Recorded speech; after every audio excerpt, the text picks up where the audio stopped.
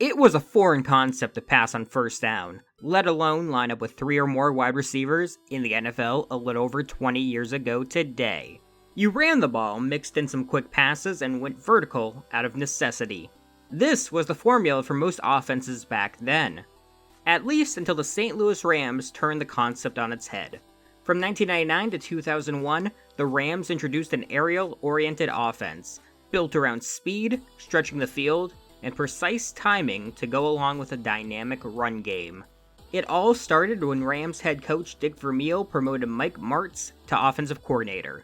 Martz had been on the Rams staff as a quarterbacks and wide receivers coach under Vermeil in the mid-90s. He took a 2-year detour to Washington, D.C. before Vermeil hired him back to lead the offense in 1999. And boy, did it pay off. Over that 3-year stretch, the Rams led the NFL in total offense in each season. They scored 500 or more points and recorded at least 8.6 yards per pass attempt in each of those seasons. Also, either quarterback Kurt Warner or running back Marshall Faulk won the NFL MVP award. In the midst of it all, ESPN's Chris Berman coined the nickname the greatest show on turf, while comparing the electric offense to the Ringling Brothers Circus, aka the greatest show on earth. Earth was replaced with turf because of the artificial playing surface at the Dome at America's Center in St. Louis, the Rams' home field. The surface was the perfect complement to Martz's offensive philosophy. Above all the records and individual awards, the crowning achievement was winning Super Bowl 34 in dramatic fashion over the Tennessee Titans. Vermeil relieved head coaching duties to Martz following the Super Bowl win, and as you can see, the offense kept humming.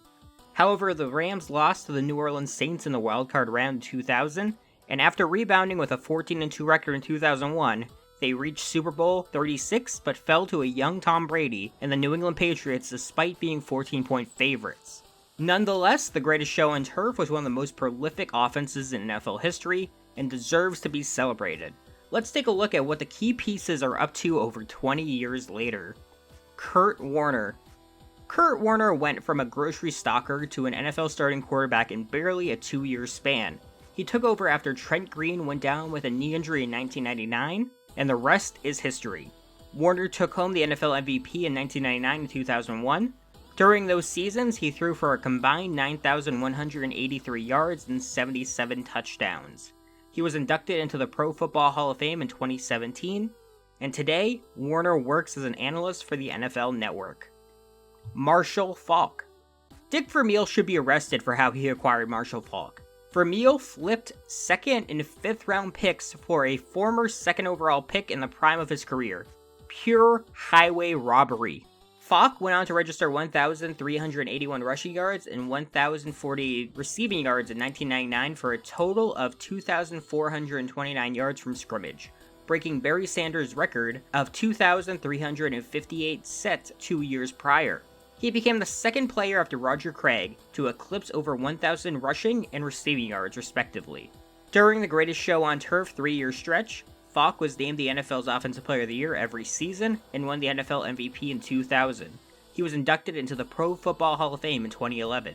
The legendary running back worked as an analyst for the NFL Network after his playing days, but was let go in 2017 amidst sexual harassment allegations. Now Faulk focuses on his charity, the Marshall Faulk Foundation, and frequently works with Bet Online. Isaac Bruce.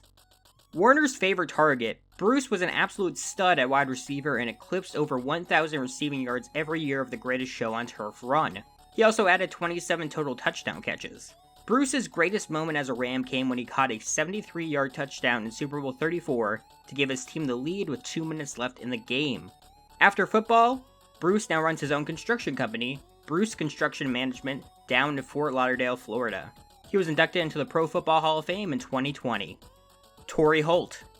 Holt was a 6th overall pick in 1999 and started contributing right away. His best year during that run was 2000 when he reeled in 82 receptions for 1,635 yards and 6 touchdowns. The wide receiver eclipsed at least 1,000 yards in 8 of his 11 NFL seasons. Holt worked for the NFL Network after he hung up the cleats. Now he concentrates on writing Holt Brothers Inc. with his younger brother, Terrence Holt, who was a safety for 6 years. Holt Brothers Inc. includes branches dedicated to construction, development, football, and community outreach. Orlando Pace. A quarterback is nothing without great protection, and nobody was better at protecting Kurt Warner than left tackle Orlando Pace. Pace didn't miss a start in the Greatest Show on Turf era, and was a first-team All-Pro member every year. The offensive line star was inducted into the Pro Football Hall of Fame in 2016. Today, Pace is a part owner of the St. Louis radio station KFNS-AM and the Title Boxing Club in the city he used to play in. Additionally, he owns various rental properties in his home state of Ohio. His son Landon Pace is an up-and-coming high school football recruit and scored his first scholarship offer from West Virginia in February 2022. Az-Zahir Hakim. Hakim was a speedster known for making big plays. He averaged 14 yards per catch during the stretch and was one of the league's best punt returners. Hakim turned to coaching after his NFL career. He was the wide receivers coach of the San Diego Fleet of the Alliance of American Football in 2019 and held the same position with the St. Louis Blackhawks of the XFL in 2020. Ricky Proehl. Without Ricky Proehl, the Rams don't win their Super Bowl.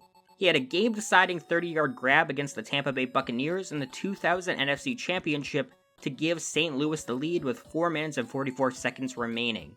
The Rams went on to win 11-6. Proehl enjoyed a 17-year career before retiring in 2006. He now works as a football trainer, consultant, and motivational speaker. Roland Williams. Williams was a safety valve for Warner when one of the primary weapons weren't open. At 6'5", 265, the tight end provided a big target. Williams' receiving numbers don't jump off the page, but he was a key blocker for Faulk and had solid hands when he needed to. Williams is now an entrepreneur, investor, and philanthropist, according to his Twitter. He also founded Champion Academy, a foundation that focuses on helping teens overcome obstacles to maximize their potential in school and life. It's been more than 2 decades since the Greatest Show on Turf changed the game, and it's nice to see the key members are still doing well. Thanks for watching, everybody. I appreciate you taking time to watch this video. If you could please like, comment, and tell me who you might want to see me cover in one of these retrospectives in the future, it would be much appreciated, and I will see you in the next one.